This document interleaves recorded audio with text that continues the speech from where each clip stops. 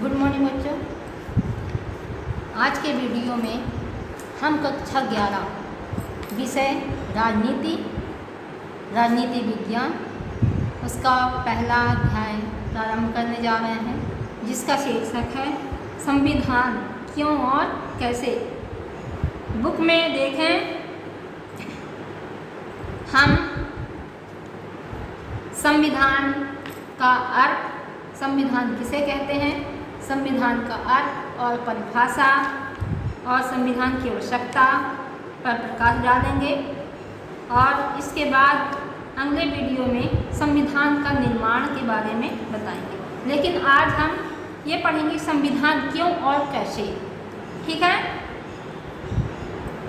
संविधान में वे सब कानून सम्मिलित होते हैं जिनका प्रभाव प्रत्यक्ष या अप्रत्यक्ष रूप से संप्रभु शक्ति के वितरण या प्रभाव प्रयोग पर पड़ता है। देखिए, एल्बर्ट डायसी ने क्या लिखा है कि संविधान में वे सब कानून सम्मिलित होते हैं जिनका प्रभाव प्रत्यक्ष या अप्रत्यक्ष रूप से संप्रभु शक्ति के वितरण या प्रयोग पर पड़ता है। ठीक है। अर्थात संविधान उस शक्ति को कहेंगे, उस कानून को कहेंगे जिसका प्रभाव प्रत्येक साइड, प्रत्येक समाज, व्यक्ति और राज्य पर प्रत्यक्ष या अप्रत्यक्ष रूप से पड़ता है। ठीक है। संविधान समाज और राज्य की आत्मा भी है और आईना भी। देखिए, यहाँ संविधान की पृष्ठभूमि में बताया गया है कि संविधान क्या है, समाज और राज्य की आत्मा भी है और आईना भी है। ठीक है। संविधान, जिस देश का जैसा संविधान होगा उस देश की शासन व्यवस्था भी वैसी ही होगी, इसीलिए उसे आईना कहा जाता है। राज्य और शासन के रूप रंग की जानकारी भी संविधान के माध्यम से होती है। यहाँ बताया गया है कि राज्य और शासन के रूप रंग की जानकारी भी संविधान के माध्यम से होती है। किसके माध्यम से होती है? संविधान के माध्यम से। ठीक है। यह एक दस्तावेज है जो राज्य और व्यक्ति के मध्य संबंध को व्याख्यायित करता है। क्या है यह? एक दस्तावेज है जो राज्य और व्यक्ति के मध्य संबंधों को बताता है और इस क्रम में इसमें सरकार की संरचना का भी विवरण सम्मिलित होता है। एक आम नागरिक से लेकर सरकार तक सभी इससे अधिकार प्राप्त करते हैं। अतः स्पष्ट है कि आज किसी भी राज्य की पहली आवश्यकता एक गतिमान संविधान है। क्या करते हैं? एक आम नागरिक से लेकर सरकार तक सभी इससे अधिकार प्राप्त करते हैं। ठीक है। यदि ये कहें कि एक व्यक्ति के लिए कानून नहीं है या उसे कोई अधिकार नहीं दिए गए हैं तो ऐसा हो सकता है? नहीं हो सकता। क्यों? क्योंकि प्रत्येक नागरिक को उसके 6 प्रकार के अधिकार सरकार ने, संविधान ने प्रदान किए हैं। ठीक है। संविधान का अगला टॉपिक देखें, संविधान अर्थ और परिभाषा दिया हुआ है। संविधान राज्य के भौतिक पक्ष का प्रतिनिधित्व करता है। राज्य के लिए संविधान का वही महत्व है जो मनुष्य के लिए शरीर का। ठीक है। भौतिक तत्व अर्थात भौतिक पक्ष अर्थात जो दिखाई देता है। ठीक है। जो दिखाई नहीं देता उसे हम भौतिक तत्व नहीं कह सकते। भौतिक अर्थात दिखाई देना। अर्थात संविधान राज्य के भौतिक पक्ष का प्रतिनिधित्व करता है। राज्य के लिए संविधान का वही महत्व है जो मनुष्य के लिए शरीर का है। ठीक है। राज्य के लिए संविधान का क्या महत्व है? जो महत्व व्यक्ति को मनुष्य के लिए शरीर का है।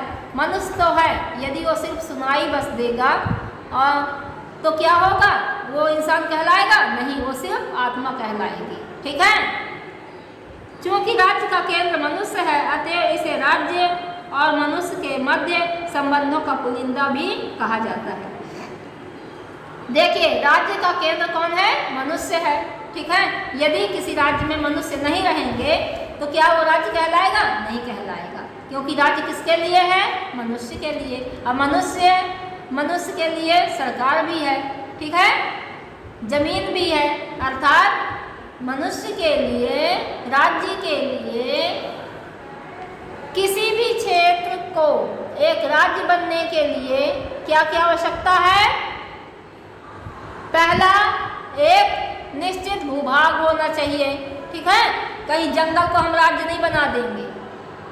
और दूसरा, जनसंख्या होनी चाहिए। तीसरा, एक निश्चित सरकार होनी चाहिए। और चौथा, संप्रभुता होनी चाहिए, ठीक है। तो ये 4 तत्व होते हैं एक राज्य होने के लिए। एक निश्चित भूभाग, निश्चित जनसंख्या, निश्चित सरकार और संप्रभुता। इन्हीं से मिलकर के एक राज्य का निर्माण होता है, ठीक है। तो इसमें लिखा है कि चूंकि राज्य का केंद्र मनुष्य है तो इसे राज्य और मनुष्य के मध्य संबंधों का पुलिंदा भी कहा जाता है। राज्य किसके लिए होते हैं? व्यक्ति के लिए। सरकार किसके लिए होती है? व्यक्ति के लिए। इसलिए राज्य का जो हमारा अध्ययन क्षेत्र है वो मनुष्य के लिए है। इसलिए मनुष्य और संबंध, राज्य और मनुष्य के बीच में, राज्य और मनुष्य के मध्य संबंधों का पुलिंदा भी कहा जा सकता है। राज्य का केंद्र क्या है? मनुष्य है। इसलिए संविधान को हम राज्य और मनुष्य के बीच जोड़ने की एक कड़ी भी कह सकते हैं। ठीक, आगे देखिए, संविधान का होना प्रत्येक राज्य के लिए आवश्यक है। अर्थात प्रत्येक राज्य में एक संविधान का होना आवश्यक है, तभी वो राज्य बनेगा, अन्यथा नहीं बनेगा। जेलिनेक ने कहा है, संविधान विहीन राज्य की परिकल्पना नहीं की जा सकती है। संविधान के अभाव में राज्य न होकर एक प्रकार की अराजकता होगी।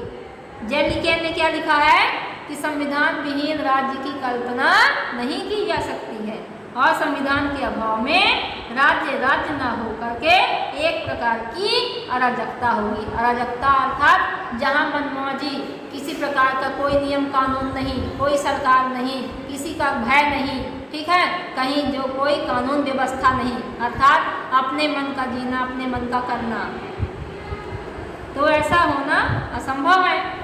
अब देखिए, आगे देखो, राज्य में मानवीय संबंध विभिन्न प्रकार के और जटिल होते हैं। मुख्य रूप से इसके 3 रूप हैं: मनुष्य का मनुष्य संबंध, मनुष्य का राज्य संबंध और अंतिम राज्य के विभिन्न अंगों का पारस्परिक संबंध। यहाँ 3 प्रकार के संबंध बताए गए हैं: मनुष्य का मनुष्य से संबंध, मनुष्य का राज्य से संबंध और राज्य का विभिन्न अंगों से, सरकार के अंगों से संबंध, अर्थात व्यवस्थापिका, कार्यपालिका और न्यायपालिका से संबंध। संविधान शब्द का प्रयोग संकुचित और व्यापक दोनों अर्थों में किया जाता है। संकुचित अर्थ में संविधान का आशय उस नियमावली से होता है जो एक या अनेक प्रपत्रों में लिखित होती है। देखिए, यहाँ संविधान शब्द का प्रयोग 2 अर्थों में किया गया है, व्यापक अर्थ में और संकुचित अर्थ में।